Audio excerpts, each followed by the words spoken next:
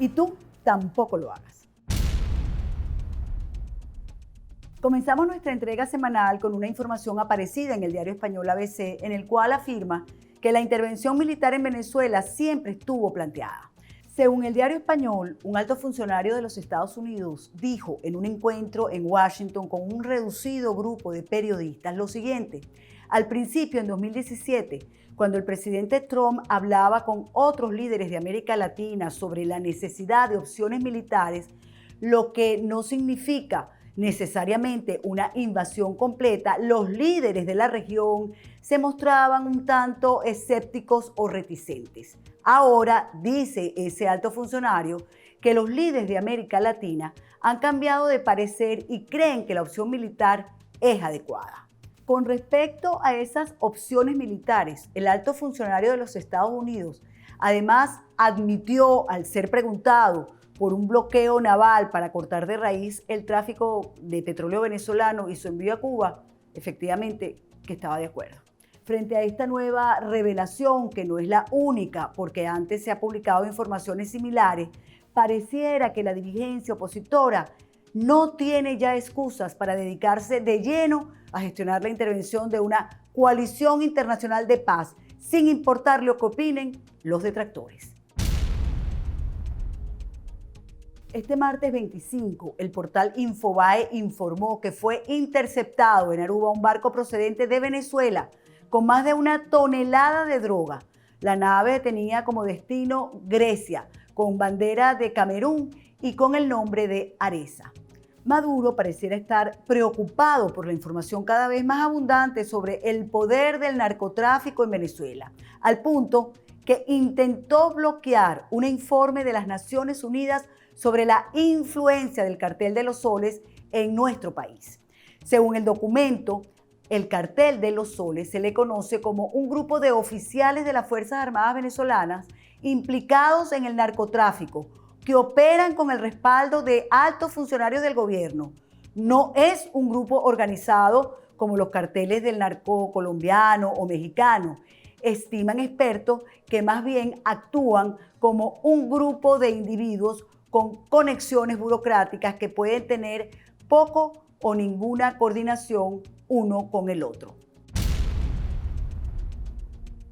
El régimen de Maduro no solo destruye a Venezuela, sino que constituye una amenaza para la región y ahora también para España.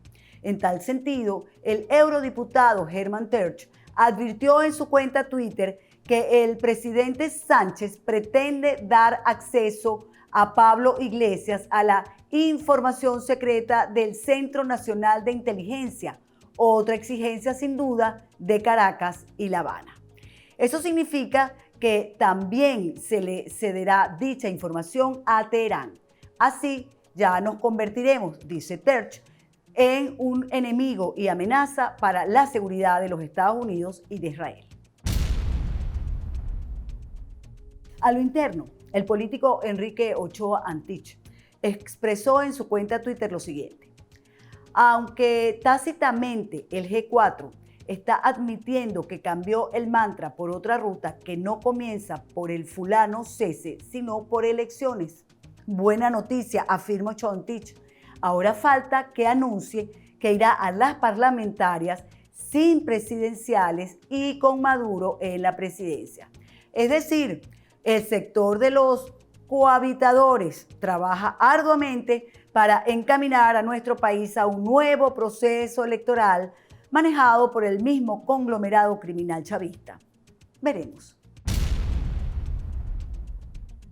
Les comentamos la semana pasada que el Departamento del Tesoro de los Estados Unidos impuso sanciones contra una filial de la petrolera estatal rusa Rosneft por sus operaciones comerciales con el régimen chavista.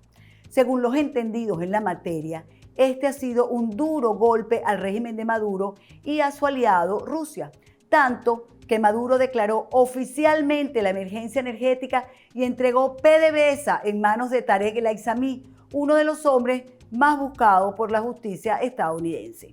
De este tema vamos a conversar de inmediato con el doctor Humberto Calderón Berti, expresidente de PDVSA, ex ministro de Energía, ex canciller y ex embajador de Venezuela en Colombia. Bienvenido. Doctor Calderón, antes de entrar a hablar de Rosneft y las sanciones, yo quisiera hacer una pregunta que nos hacemos todos los venezolanos. Luego de tanto tiempo, de 21 años de dictadura, ¿PDVSA tiene salvación? ¿Es recuperable a su juicio? No, muy difícil, Nito, porque ha sido absolutamente dañada. No solamente en su infraestructura física.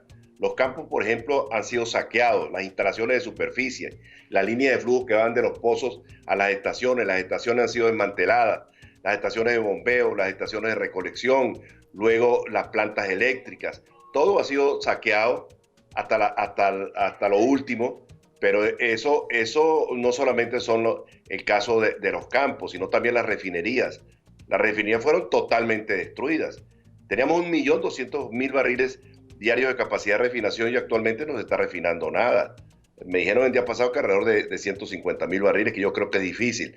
Es decir, fueron destruidas totalmente. Y lo grave de esto, de las refinerías, es que cuando una refinería se cierra, hay que rellenarla por dentro con nitrógeno, las instalaciones, para que la salinidad no se las corroa, no pueda corroer todo aquello. Y yo dudo que estos hayan hecho ese tipo de operación. De manera tal de que tratar de recuperar a Petróleos de Venezuela va a ser muy difícil, muy difícil. Yo creo que la salida al sector petrolero venezolano pasa por una apertura completa al sector privado, nacional e internacional. Entonces, ¿usted está de acuerdo con lo que acaba de declarar el usurpador Maduro? Maduro dijo en estos días que habrá que privatizar prácticamente a PDVSA. Bueno, porque ellos llegaron ahí por culpa de ellos. Si no fuera por culpa de ellos, no se hubiera llegado ahí.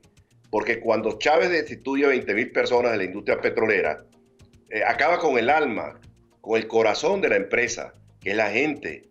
Pero no solamente ejecutivos, sino gerentes, técnicos, ingenieros, obreros especializados. Fueron 20.000 y luego incorporaron más de 80.000, batequebrados, no todos por supuesto, pero la gran mayoría de ellos activistas políticos, que lo que se han dedicado es a destruir la industria, a saquearla y a robar. Ok, fíjese. El señor Maduro ha nombrado a Tarek El Aissami al frente de una comisión de emergencia y reestructuración de la industria petrolera.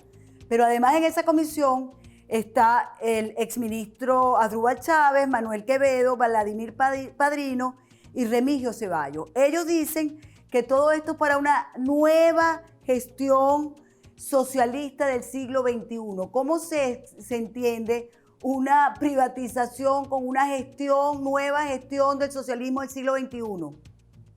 ¿Tú crees que a mí, por muy buena voluntad que tenga, me da un avión de combate y yo lo puedo manejar? No puede. O me da un avión de pasajeros y yo lo puedo manejar. Ese no es mi campo. Ninguno de los que me has mencionado, el único que ha pasado por ahí y que más o menos tenía un cierto conocimiento era Chávez, Asdrúbal, pero que tampoco venía de ejercer cargos importantes en la industria. Llegó donde llegó porque su primo llegó a ser presidente, esa es la verdad. Pero todos los demás, tanto Padrino como Ceballos, son militares, no tienen idea de eso. Quevedo, el enterrador de la empresa, de manera tal de que ahí no hay nadie que sepa de aquello.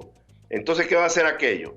Pues terminar de enterrar, son los sepultureros de Petróleos de Venezuela. Y yo quiero decirte algo, yo tampoco soy de los que creo que hay que desestimar todo lo de PDVSA, porque habrá que arrancar por allí al comienzo, no hay otra forma. Pero si nosotros le dedicamos todo el esfuerzo, todos los recursos, toda la atención a la recuperación de Petróleos de Venezuela, la industria no se va a recuperar jamás. Nos vamos a agotar, nos vamos a desgastar y no vamos a lograr los objetivos, porque vamos a perder demasiado tiempo. Entonces, ¿qué es lo que hay que hacer? Los grandes campos, ponerlos en manos de los grandes jugadores internacionales con tecnología y con recursos financieros. Luego campos intermedios para empresas intermedias y los campos pequeños para mucha gente que ha adquirido mucha experiencia en el manejo de campos pequeños en el exterior. Bueno, ellos están hablando, Maduro está hablando de otorgar participaciones mayoritarias a grandes corporaciones como Rosneft, Repsol y una italiana, creo que de nombre Enespa. Esas son grandes corporaciones que saben realmente de petróleo, le pregunto. Bueno, sí saben. Rosneft es una empresa importante, Repsol es una empresa importante, Pero yo me pregunto, el tema no pasa por ahí. El fulano complejo que tienen esta gente, estos comunistas y socialistas que conducen el país, es frente a las empresas americanas. Si las empresas americanas son las que han demostrado que tienen la tecnología de punta en la industria petrolera internacional. Fueron capaces de aumentar la producción de petróleo de los Estados Unidos con el fracturamiento más de 6 millones de barriles por día. Han sido capaces de llevar la producción de gas a 75 mil millones de pies cúbicos por día. Para que te des alguna idea, Venezuela produce 5 mil millones. Estos aumentaron la producción en 75 mil millones.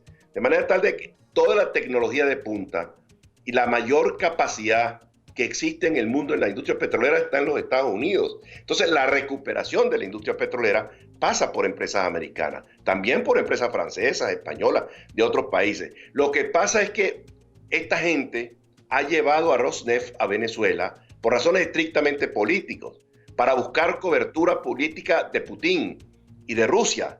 ¿Me entiendes? Recuerda una cosa, Nitu, nosotros en nuestra historia republicana de 200 años, Rusia, Irán, China, Turquía no jugaron el tablero venezolano nunca, jamás.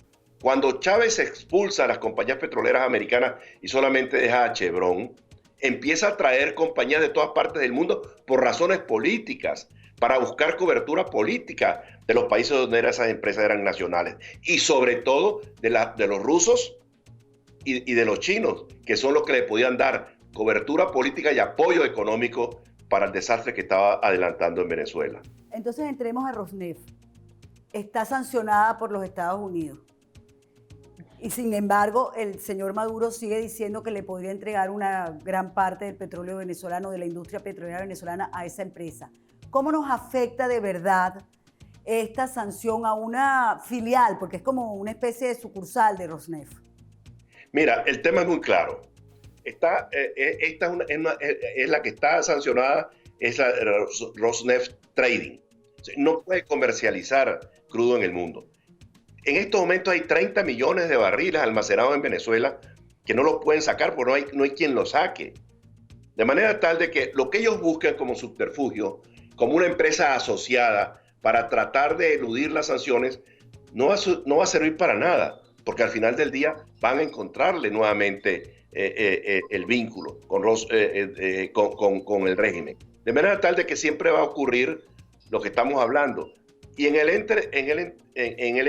interín, pues ellos están buscando otros canales para comercializar crudo. Pero vean lo que pasó apenas ayer o antier. El presidente Trump estaba en la India y ya adelantó algo sobre Reliance, ¿no? Y le dijo, mire, espérense algunas noticias interesantes en el transcurso de los próximos días.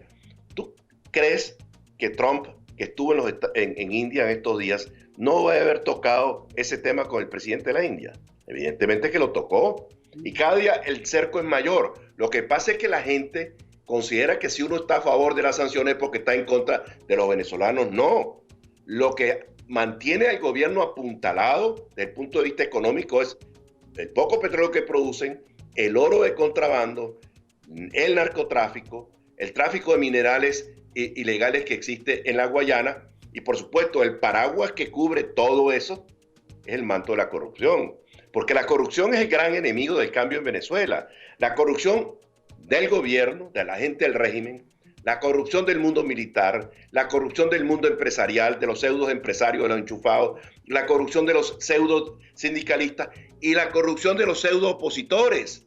Porque es todo un mundo de un entramado de corrupción y de complicidad muy grande. Luchar contra eso es muy difícil. Vean todo lo que nos ha costado cualquier país en el mundo que hubiese tenido un régimen como el venezolano. Con lo que ha ocurrido, que hubiera caído el régimen. ¿Y por qué no ha caído en Venezuela? Por las complicidades. Ese entramado de corrupción es demasiado fuerte y tiene tentáculos no solamente en Venezuela, sino en el mundo entero. Recuerda que las sociedades de algunos países, no todos, sin duda, son muy permisivas con la corrupción. Los agasajan, les abren las puertas. ¿Qué está pasando, por ejemplo, en España con los grandes ladrones venezolanos? ¿Quiénes se han comprado el barrio Salamanca? ¿Quiénes son los que han distorsionado totalmente el mercado inmobiliario del barrio Salamanca? Los ladrones venezolanos que han saqueado a Venezuela y que están en la creencia de que ellos se van a ir lisos, como decía Oscar Llanes. No, lisos no se pueden ir. Tienen que pagar sus fechorías, tienen que pagar lo que han hecho en Venezuela. Pero oye esto que te voy a decir. Por más que se escondan debajo de las piedras, allá habrá que buscarlos. ¿Me entiendes? Porque el daño que le han hecho al país es gigantesco, Nito. Pero el daño que te le hicieron a ti, a mí, a todos los venezolanos, pero ¿a quiénes son los que más daño le han hecho? A los pobres, a los más desasistidos, a los que menos recursos tienen, a los que requieren de un buen hospital público que hoy no existe, los que requieren una buena escuela que hoy no existe, los que requieren de unos servicios básicos que hoy no existen. ¿Me entiendes? Entonces lo que le han robado, vengo de una reunión de un señor muy enterado, yo le decía, bueno, se han robado más de 300 mil millones. Me dice, no, ustedes están equivocados. Se ha robado por lo menos el doble de lo que usted está diciendo. El doble. Con eso hubiésemos hecho a Venezuela una tacita de oro, si no llegan unos incapaces y unos saqueadores que fueron los que llegaron con Chávez el año 1999. Ahora, doctor Calderón, usted está en Madrid, de alguna manera usted también fue víctima de esa red de complicidades. ¿Usted de verdad tiene fe en que de esto se puede salir? Se lo pregunto porque en España está llegando el comunismo también. Estamos viendo lo que está pasando entre el señor Sánchez y el señor Iglesias. Ahora hasta información sensible va a manejar el partido Podemos. O sea, mira, cuando tú tienes cierta edad, Nito, dices a tus hijos, mira, no hagas eso por esto y por esto y por esto. Es bien difícil que tus hijos, que tú los has levantado y que han crecido contigo, te hagan caso. A veces te hacen caso, pero no siempre. Ahora, cuando tú le dices a la gente, cuando nosotros nos decían, los cubanos, Venezuela va por el mismo camino de Cuba, nosotros le decíamos no. Venezuela no es Cuba, hoy es peor que Cuba. Han tratado de hacerlo en América Latina. Yo creo que donde más éxito han tenido ha sido en Chile, por falta de gobierno. Porque lo que han hecho en Chile de destrucción nacional, con un gobierno fuerte, de entidad, y realmente sabiendo lo que tiene que hacer en un gobierno timorato, aquello lo han debido parar hace tiempo. Cómo han destruido las ciudades, cómo han destruido el metro, cómo han destruido iglesias, cómo han destruido monumentos nacionales. Pero es que eso no es todo. Aquí en España, por ejemplo, lo que está ocurriendo es muy peligroso, porque no solamente la inserción de Podemos, cómplice de los chavistas, cómplice de los iraníes en el gobierno, sino que lo han puesto en áreas sensibles. La última noticia que hay es que a Pablo Iglesias, segundo vicepresidente del gobierno español, lo van a integrar en la Comisión de Control de los Servicios de Inteligencia. Por eso le preguntaba, por eso se lo preguntaba. Es extremadamente peligroso. ¿Por qué? Lo primero que le va a pasar a España, ¿qué servicio de inteligencia importante del mundo, de gobierno democrático, va a compartir información con el gobierno de España? Ninguno. Tú sabes que los servicios de inteligencia se nutren de información confiable, de gente en los cuales ellos puedan creer. Pero no creo que vayan a creer en alguien que está por infiltrado desde adentro. Bueno, pero precisamente por eso le preguntaba. Entonces, si en España hay tantos enchufados, empresarios, entre comillas, que se hicieron en la revolución, están allí resguardados, ahora con este gobierno comunista, pues se quedarán allí por siempre. Bueno, es un asunto muy peligroso, porque ellos han construido un entramado de relaciones aquí, pero no solamente de la izquierda. Los bolichicos y compañía han construido un entramado de relaciones sociales y políticas sumamente importantes con medios de comunicación, con la alta sociedad de España, que de paso algunos de ellos son bastante permisivos y cómplices de todas estas cosas que ocurren en todas partes del mundo a nivel de corruptelas. Y son gente muy poderosa, gente muy poderosa. Yo hace unos años fui a un programa de televisión cuando todavía Podemos no estaba en la calle y le dije a la gente, yo estoy viendo cosas muy peligrosas en España. Habían 5 periodistas entrevistándome, porque yo veo que aquí puede ocurrir lo que ocurrió en Venezuela. Y una señora rubia que estaba ahí, recuerdo que era rubia porque me llamó la atención, me dice, un momentico, usted está equivocado. Digo, ¿por qué estoy equivocado, señora? Me dice, porque España no es Venezuela. Eso creíamos nosotros, que nosotros no éramos Cuba y vea lo que nos pasó. Porque es que comienzan con una partitura que es exactamente la misma en todos los países. Empiezan a atacar a las instituciones, la política, los partidos políticos, el poder judicial, el poder legislativo, el poder ejecutivo, sin duda, y siempre apuntan al que es la cohesión del país. En Venezuela Chávez llevó esto muy bien llevado. Lo primero fue con la constituyente acabar con el Congreso y crear la constituyente. Después acabar con el Poder Judicial, 3.500 jueces sacó. Luego la joya de la corona, que era Petróleos de Venezuela, para poder manejar los cuantiosísimos recursos, como han hecho, provenientes de la exportación petrolera, a discreción, como han hecho, para comprar solidaridades en Venezuela y en el exterior. Después fueron contra los empresarios privados venezolanos, el célebre Exprópiese, empresas industriales, empresas agropecuarias. Después fueron contra las compañías petroleras americanas, para que los americanos no estuviesen pendientes de Venezuela porque no tenían intereses que defender en Venezuela, y sacaron a todas las empresas americanas a excepción de Repsol, perdón, de Chevron, ¿me entiendes? Y entonces trae a los nuevos actores, Rusia, China, Irán, Turquía, etcétera. Pero la partitura es esa. Ahora, aquí, si hemos visto esa película, doctor, y la hemos visto ya varias veces repetida, ¿por qué los gobiernos democráticos del mundo no terminan de aliarse, de unirse? Porque hay mucha complicidad, hay muchísima complicidad. Aquí el objetivo es la corona, es la monarquía. ¿Por qué la monarquía? Porque el jefe de las Fuerzas Armadas en España es el rey, no es el presidente del gobierno, es el rey. ¿Y qué es la cohesión de un país en efecto? ¿Qué es lo que realmente produce la cohesión en un país? Las Fuerzas Armadas, ¿me entiendes? Que son determinantes en guerra y en paz, ¿me entiendes? ¿Por qué Chávez penetró las Fuerzas Armadas? Que fue otra línea de combate. Tratar de ideologizar las Fuerzas Armadas para que estuvieran pendientes del aplauso, de doblar el espinazo, de ser serviles al régimen, y eso lo logró Chávez. Y por eso es que no ha habido reacción de las Fuerzas Armadas en Venezuela, porque ha habido una penetración gigantesca. Ahora, ¿que todo está perdido? No, no es verdad.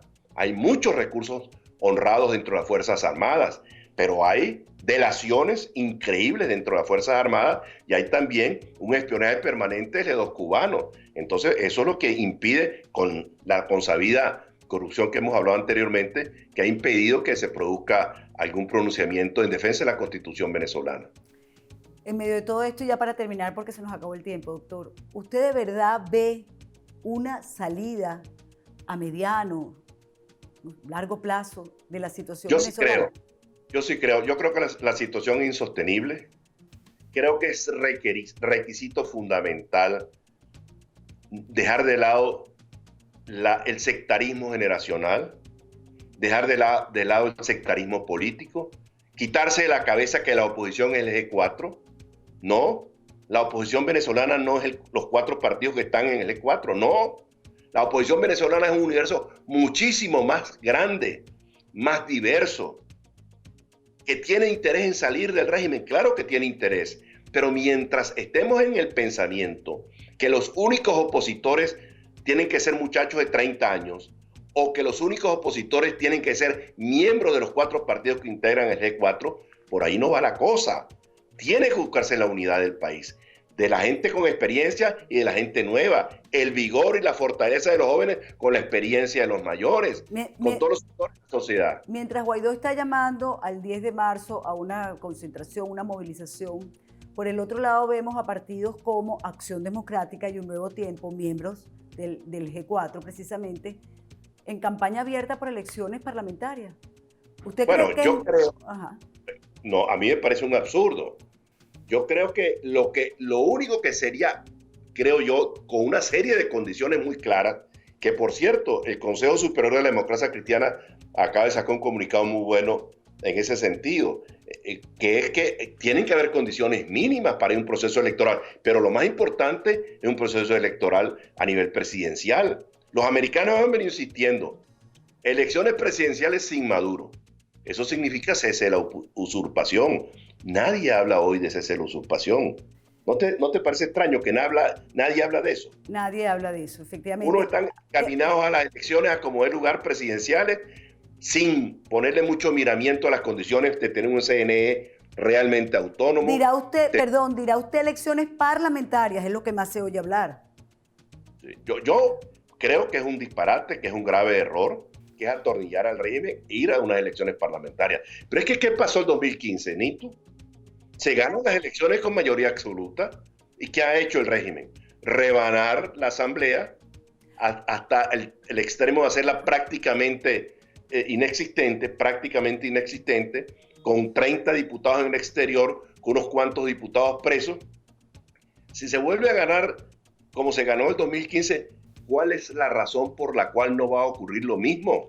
Pero es que de igual manera, doctor, discúlpeme que le interrumpa, el venezolano siente que la asamblea no le resolvió ninguno de sus problemas, que teniendo una asamblea del 2015 no resolvió ninguno de sus problemas.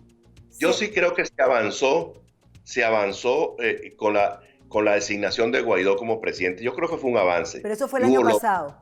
Bueno, fue el año pasado, se logró mucho apoyo internacional. Pero si se continúa con los mismos errores, porque el asunto no es arrodillarse y disculparse por los errores cometidos, no. Por ahí no pasa la cosa. Si tú eres un pecador y tú pecas, pero sales del confesionario de comulgar a cometer los mismos pecados que habías cometido, ¿de qué vale? Tiene que haber un propósito de enmienda real. Y el propósito de enmienda pasa por llamar a todo el mundo sin sectarismo ninguna naturaleza, por sacudirse G4, por sacudirse el entorno tóxico que hay ahí al lado, por sacudirse del tutelaje de algunos tarambanas que están detrás de Guaidó. Yo creo que eso es fundamental. Si Guaidó no ejerce a plenitud la presidencia, pues entonces vendrá otra cosa. Tengan la seguridad que vendrá otra cosa. Porque la gente no le gusta que la gente sea títere. Y él tiene que sacudirse del titiritero, del tarambana que es el titiritero. ¿Quién es el titiritero? Leopoldo López.